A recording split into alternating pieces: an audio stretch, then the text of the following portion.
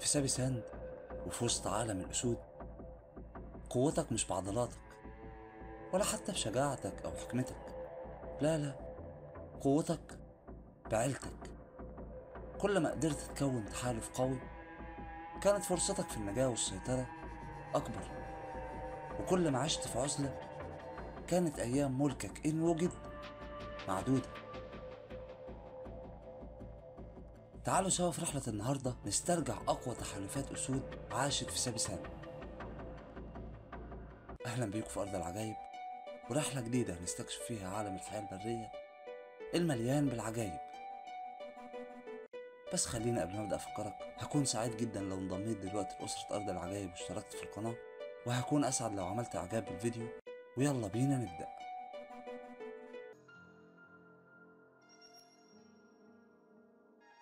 في سنة 2010 ظهر 6 أسود في محمية نجالة بكروجر بارك.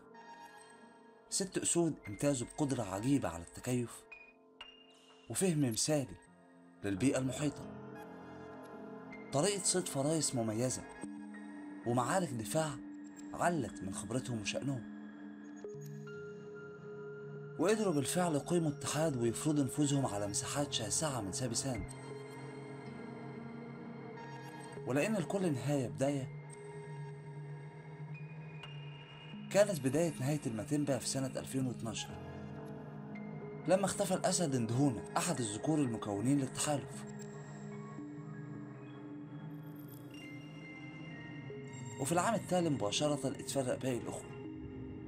انقسام نتج عنه حلفين أصغر: حلف ماتيمبا الشمالي المكون من الأسدين شاكا وشليت نوز ووايت فيس، وحلف ماتيمبا الجنوب واللي كونوا الأسدين الأساطير ريبيلي وجينجر ماتيمبا. وكمل الحلفين سيطرتهم ومعاركهم لحد سنة 2017. المابوجو، عصابة، جانجستار، مافيا، كلها أسماء بتوصف حرفيا سلوك التحالف الأكثر عدوانية في سابي ساند بالكامل. 170 ألف فدان، تخيل، خضعوا لسيطرة الأسود سيئين السمعة، وما يقارب 100 أسد وشبل سقطوا ضحية ليهم. 6 ذكور اتكلمنا عنهم وغيرنا اتكلم عنهم كتير: ماكولو وراستا وسكار وبريتي بوي وكين تيل ومستر تي، اللي بالمناسبة حكينا عنه لأنه حكاية في حد ذاته، وعلشان كده عملنا له فيديو خاص هتلاقيه عندك في البطاقة اللي ظهرت دلوقتي.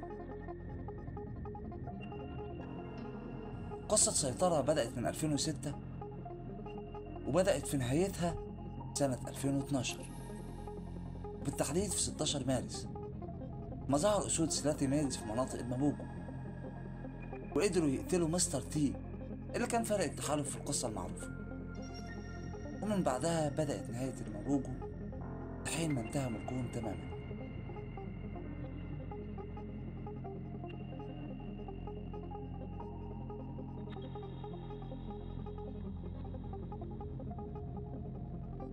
برمنجهام،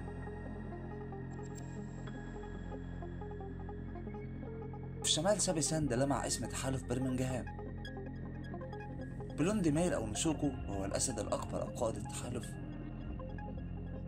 نهينا وتينيو ومفومو وسكاربر،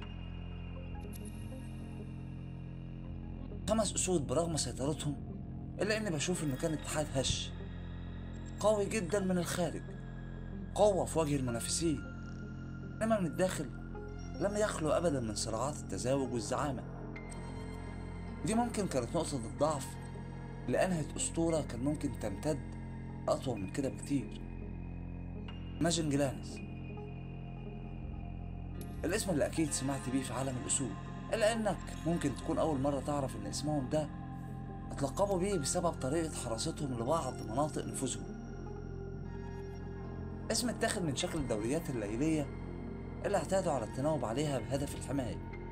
5 ذكور بدأت رحلتهم ما بين 2004 و2005 لما بدأوا ك5 أشبال في الترحال في سابي ساند لحين سنة 2009. ساعتها وصلوا لجنوب سابي ساند وكان أول ضحاياهم هم سلالا برايك.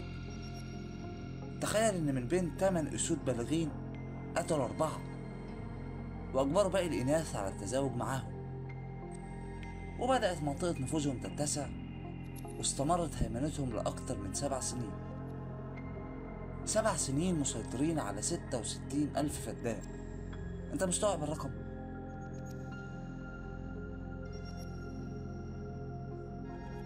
سلاتي ميلز،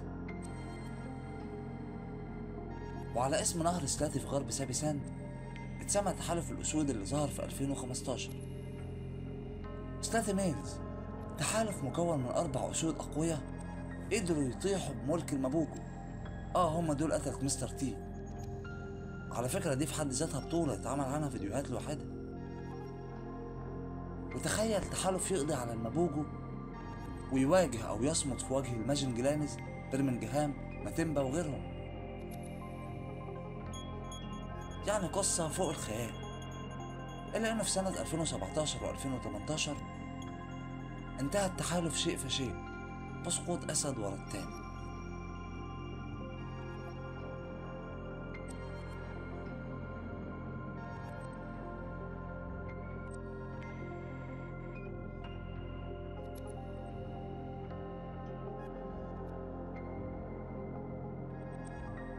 نوتش.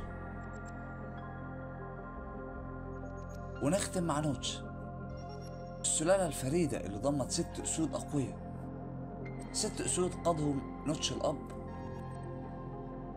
وعاشوا في صورة إخوة تحت قادة أبوهم، وحرفيا احتلوا سابي ساند.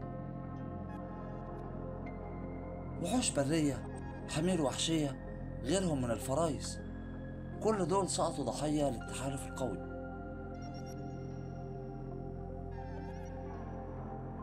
مملكة امتدت ل1000 كيلو، انت متخيل؟ وزئير سمعوا كل من في سابي ساند، سواء مراقبين أو أسود منافسة. إلا إنه مع تقدم عمر القائد اللي هو نوتش الأب سقط التحالف واحد ورا التاني.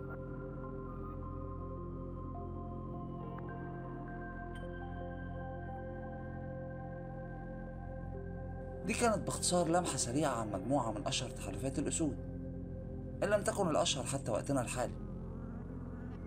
أنا معاك إنه في أسماء كتير جديدة زي إنفاز فيشاكا وكامب ميلز وغيرهم، إلا إن أسماء التحالف اللي ذكرناها تفضل عايشة معانا لسنين وسنين بفضل شجاعتها وقصصها اللي ما يتزهقش منها. ولا أنت إيه رأيك؟ شاركني برأيك في التعليقات. وفي الأخير يا رب يكون الفيديو عجبك وتكون استفدت بمعلومة جديدة. هكون سعيد جدا لو انضميت دلوقتي لأسرة أرض العجائب واشتركت في القناة، وهكون أسعد لو عملت إعجاب بالفيديو، وأشوفك الفيديو اللي جاي على خير.